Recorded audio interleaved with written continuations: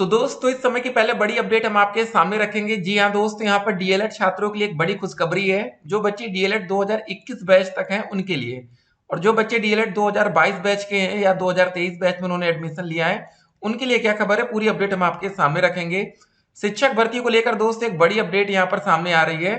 अगस्त में होगी 1 लाख अध्यापकों की नियुक्ति, लेकिन उससे पहले देखिए 1 लाख शिक्षक होंगे नियुक्त मार्च में तीसरा और अगस्त में चौथा चरण। मतलब इस समय ताबड़तोड़ वैकेंसी देखने को मिल रही है।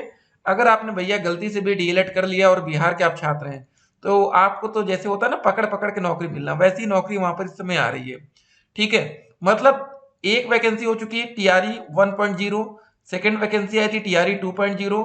अब दोस्तों तीसरी वैकेंसी अपकमिंग है टीआरई 3.0, जिसका विज्ञापन अभी इसी फरवरी में आ जाएगा, आवेदन भी इसी महीने शुरू होगा।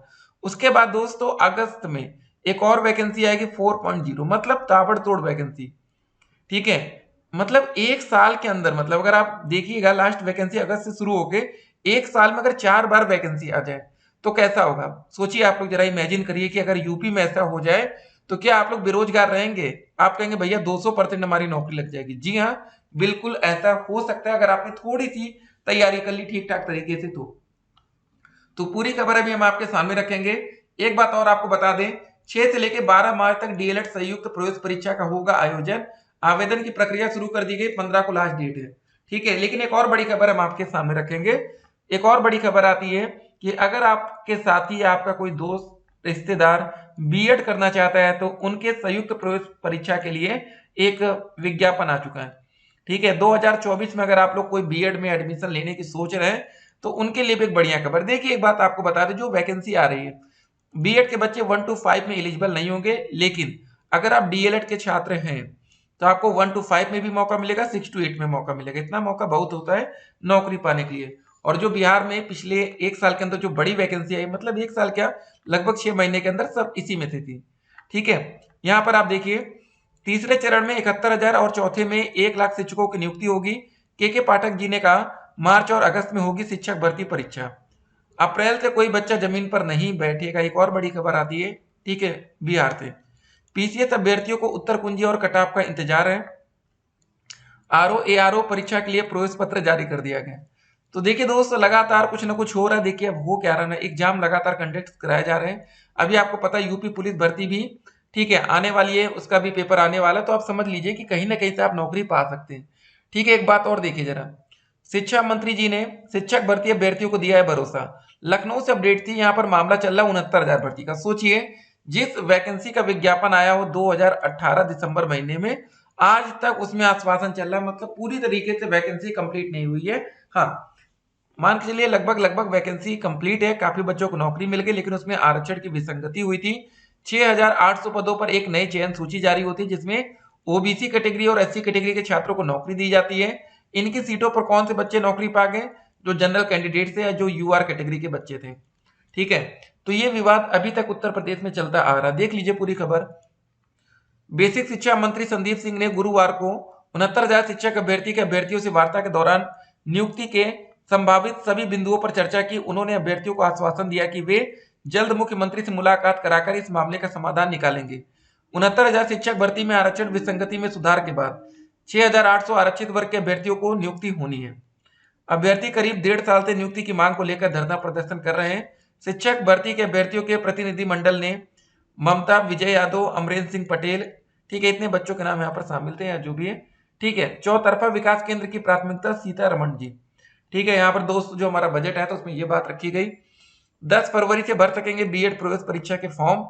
69,000 शिक्षक भर्ती के अभ्यर्थियों के मामले में जल्द निस्तारण की उम्मीद है।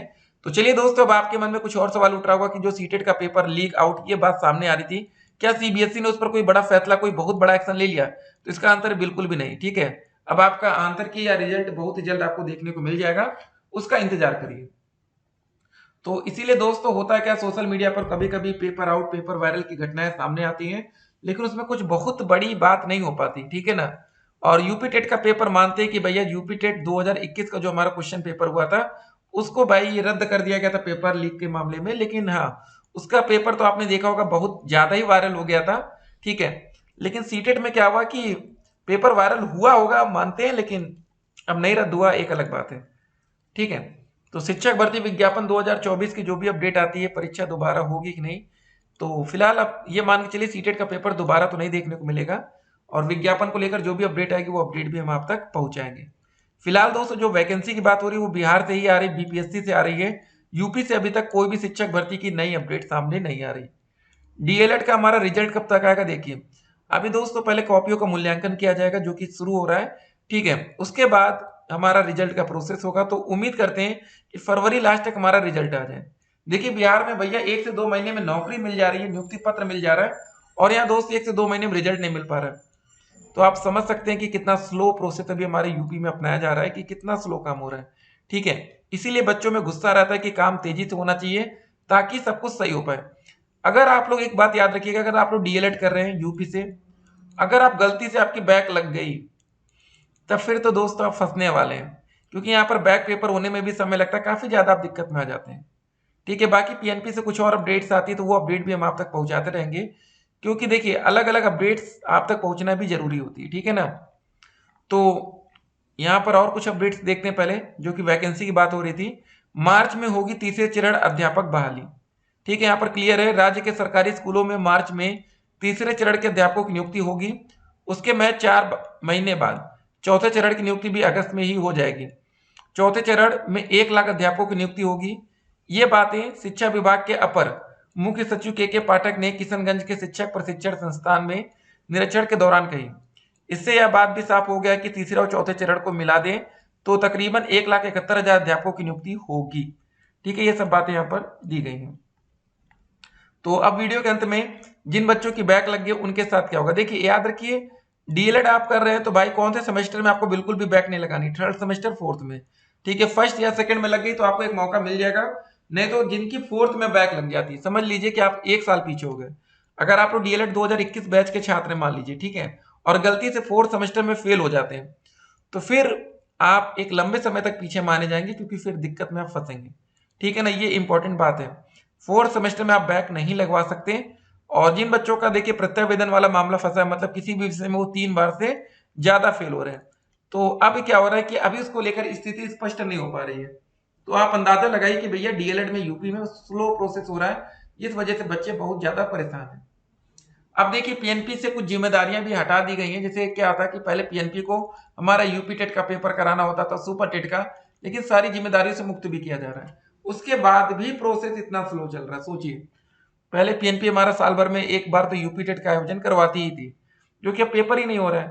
तो आप समझ सकते हैं कि भाई यहाँ पर यूपी में जो प्रोसेस है वो काफी स्लो हो चुका है। उसके बाद भी काफी ज्यादा लेट लतीफी हमें देखने को मिल रही है, ठीक है ना। तो फिलहाल सोशल मीडिया की हर एक अफवाह से बच के रहिएगा। वैकेंसी आ रही है और उसका जो विज्ञापन है इसी महीने फरवरी में ही आ जाएगा, ठीक है। आप लोग भी आवेदन कर पाएंगे जिन बच्चों को डीएलएड कंप्लीट है। याद रखिए, अगर आप उत्तर प्रदेश हैं और आप लोग किसी अदर स्टेट में, ठीक है, किसी भी शिक्षक भर्ती में अप्लाई करना चाहते हैं, तो आपके पास सीटेट पास होना चाहिए, और सीटेट में मिनिमम नंबर 90 होना चाहिए, ठीक है। चलिए मिलते हैं एक और वीडियो में, तब तक के लिए स्टे कनेक्टेड। आपका दिन शुभ हो।